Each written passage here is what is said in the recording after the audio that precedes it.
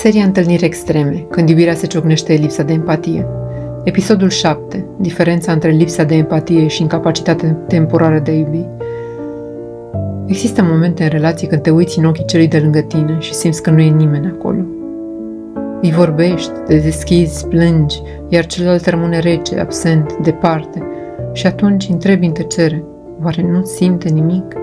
Sau doar nu poate acum să simtă?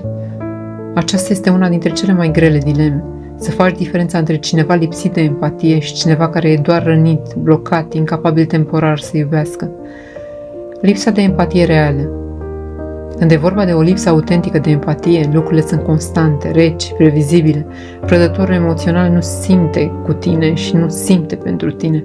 Poate mima interesul, poate copia gesturile iubirii, dar în adânc nu există vibrație emoțională. Cum îți dai seama? De fiecare dată când ai nevoie, e absent. În fața durerii tale rămâne neatins. Dacă plângi, poate deveni iritat sau plictisit. Dacă îi spui că te doare, schimbă subiectul sau te acuză că ești prea sensibil. Asta este lipsa tipică de empatie reală. Nu doar un zid, ci un vid. Nu există remușcare, nu există dorință de a repara, ci doar tăcere, distanță și uneori cruzime. Incapacitatea temporară de a iubi. Dar nu toată răceala e semn de malefic. Unii oameni sunt reci pentru că s-au protejat prea mult, pentru că și-au ascuns emoțiile atât de adânc încât nici ei nu le mai găsesc.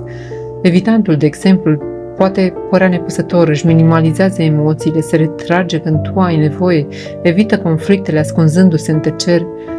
Dar, spre deosebire de prădător, în el există vină, există rușine, există dorința neștiută de a se conecta, doar că nu știe cum. Diferența se vede în detalii. Poate spune nu știu ce să fac cu asta în loc de nu mă interesează.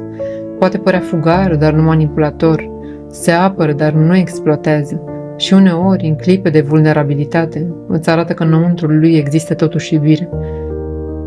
De ce e important să faci diferența? Dacă pui aceeași etichetă pentru toți, nu simte, deci e narcisist, deci trebuie să plec, rănești suflete care poate ar putea învăța să iubească. Dar dacă refuzi să vezi semnele lipsei reale de empatie, risci să rămâi lângă un prădător care nu se va schimba niciodată. Adevărul e simplu, dar greu de acceptat. Lipsa de empatie e definitivă. Blocajul temporar poate fi vindecat dacă există dorință reală. Întrebarea cheie: întreabă-te, există remușcare? Există dorință de a încerca, chiar și stângaci? Există emoție, chiar dacă imperfect exprimată? Atunci e vorba de un suflet rănit.